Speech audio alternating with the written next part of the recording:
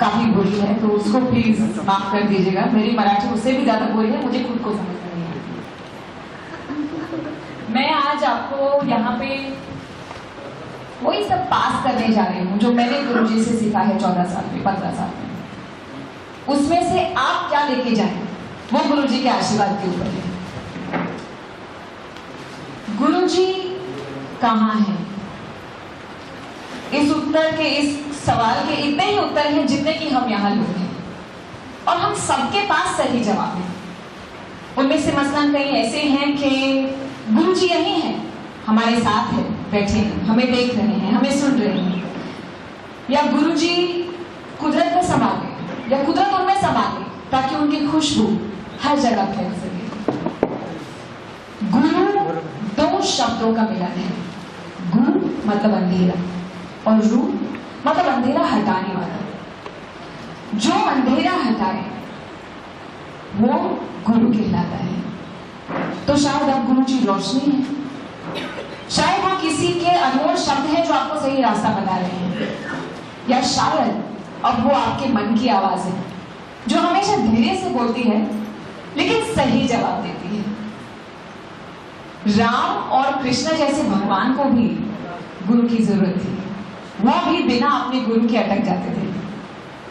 और जिंदगी के इस सफर में हम जो आम लोग हैं, बार बार ठोकरे खाते हैं, गिरते हैं, पड़ते हैं, लगता है, दुखता है, दर्द होता है, मुश्किल होती है, फिर से उठते हैं, फिर से गिरते हैं, फिर से दुखता है।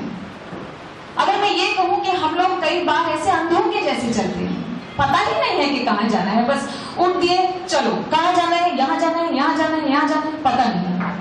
और जब पता ही नहीं है कहां जाना है तो बार बार ठोकर खा रहे हैं।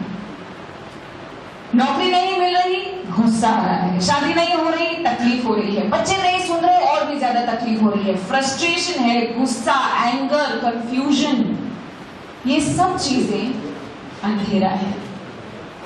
और उस वक्त पे हमको ऐसा एक इंसान चाहिए जिसको पता हो कि कहां जाना है या कौन से रास्ते पे जाने से आप कहां पहुंचेंगे। जैसे मैं यहाँ पहुंच रही थी, हिमगिर पहुंचने के लिए थोड़ा मुश्किल है रास्ता बॉम्बे से आने को, तो मैंने रास्ते में रुक के किसी को पूछा कि भैया ये एड्रेस पे मैं कैसे पहुंचूं। तो दो जन थे, एक जन ने बोला आप राइट जाइए, दूसरे ने बोला लेफ्ट जाइए, एक साथ। तो मैं किसकी बात सुनूं? और अगर मैं किसी की भी बात सुनूं तो मैं कहीं पहुंचूंगी या वहीं पे गोल गोल आके अटक जाऊंगी। लेकिन जब मोबाइल पे जीपीआरएस चालू करते हैं या गूगल मैप्स चालू करते हैं तो बराबर वो हमको रास्ता दिखा देता है, और हम भरोसा कर सकते हैं कि नहीं ये सही है, क्योंकि यहाँ पे रिसर्च हुई है, इनको मालूम है कि ये क्या बोल रहे हैं।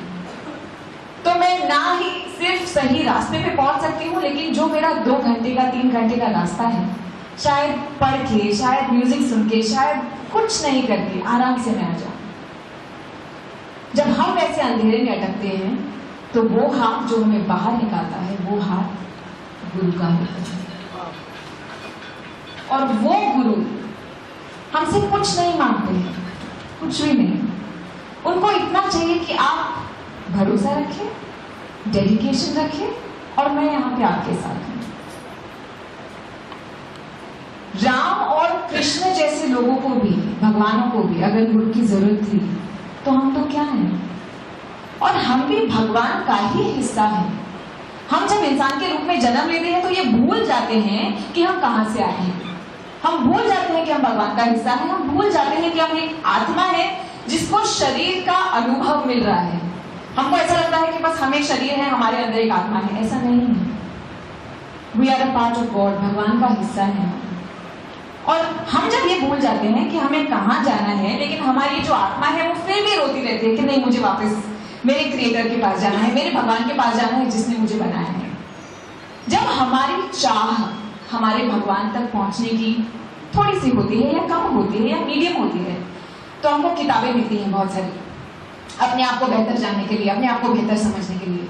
लेकिन जब ये चाह बड़ी हो जाती है, विशाल हो जाती है, तब भगवान हमारे लिए भेजते हैं एक गुरु कि ये लो, ये तुम्हारी गिफ्ट है, ये मुझे पहचानते हैं, मेरी इनसे बात होती है, ये आपको हाथ पकड़ के सही जगह पे लेके जाएंगे, नो टेंशन।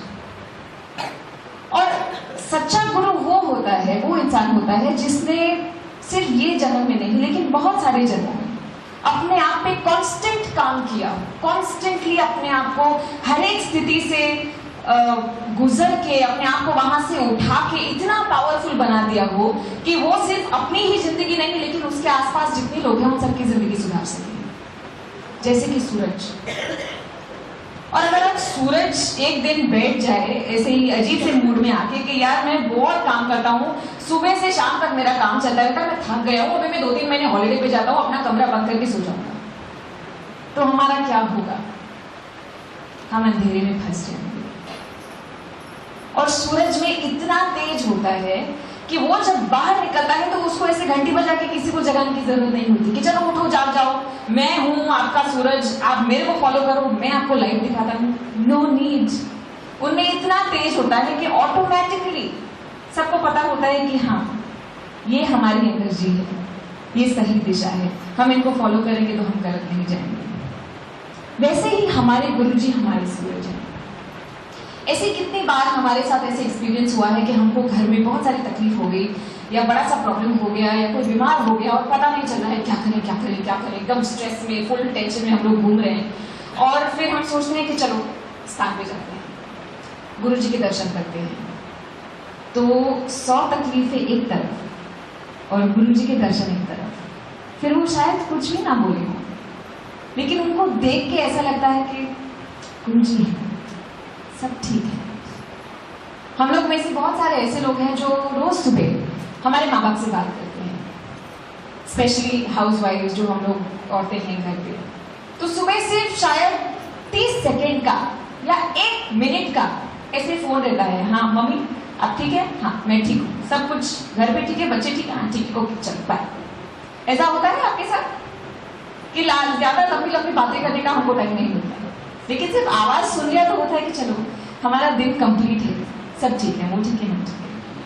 वो ही माँ बाप हमारे यहाँ गुरु हैं। उन्होंने जो चीजें मुझे सिखाई हैं they are invaluable, उनका कोई मोल नहीं। 14 साल पहले जब मैं गुरु जी से मिली तब यहीं पे मिली थी स्थान पे, और मुझे मेरे अपने बड़े कोई लेके आए थे और उन्होंने बोला कि काव्या तुमको बहुत मजा आएगा गुरु जी के साथ बैठ के। और तभी मेरा ऐसे कोई गुरुओं पे या ऐसे कोई विश्वास इतना कुछ नहीं था। जैसे हम लोग बोलते हैं ना कि हम लोग जूनियर केजी से लेके पढ़ाई करते हैं, कॉलेज तक ग्रेजुएट होते हैं, तो तब शायद मैं एकदम जूनियर केजी में थी, स्कूल शुरू कर रही थी, तो पता नहीं था कि क्या गुरु क्या होगा, क्या ऐसी सब बातें हैं। जब मैं यहाँ पे आई तो जो मैंने देखा वो बिल्कुल कुछ अलग ही था।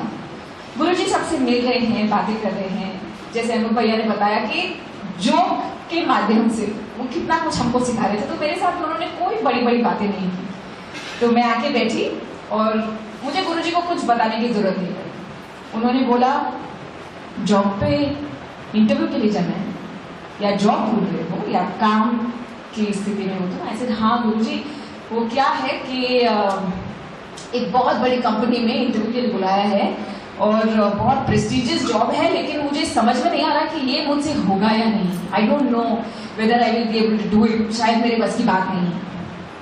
तो उन्होंने बोला गुड़िया एक जोक सुनो। संता सिंह एक जॉब के इंटरव्यू के लिए गया, तो वहां जो बॉस था उन्होंने उनको पूछा संता सिंह आप कहाँ पैदा हुए थे? तो संता सिंह बोलता है सर थिरुवनंतपुरम। तो बॉस को थोड़ा अजीब लग गया कि सरदार थिरुवनंतपुरम, अच्छा होगा शायद। अच्छा संता सिंह थिरुवनंतपुरम का स्पेलिंग बताओ। तो संता सिंह बोलता है मजाक कर रहा था, गोवा में पैदा हुआ था। तो यही चीज मुझे गुरुजी ने बताई और उसके आगे हमारे उसके बारे में कुछ बात नहीं हुई, लेकिन हम लोग तब इतना हंसे ऐसे ही 1-2 और चुटकुलों पे कि वो जॉब की जो भी टेंशन थी सब गायब, इट वाज नो मोर, वो प्रॉब्लम वहीं पे सॉल्व हो गई थी। ऐसी इतनी छोटी छोटी बातों पे मिस करते हैं हम लोग आज गुरुजी।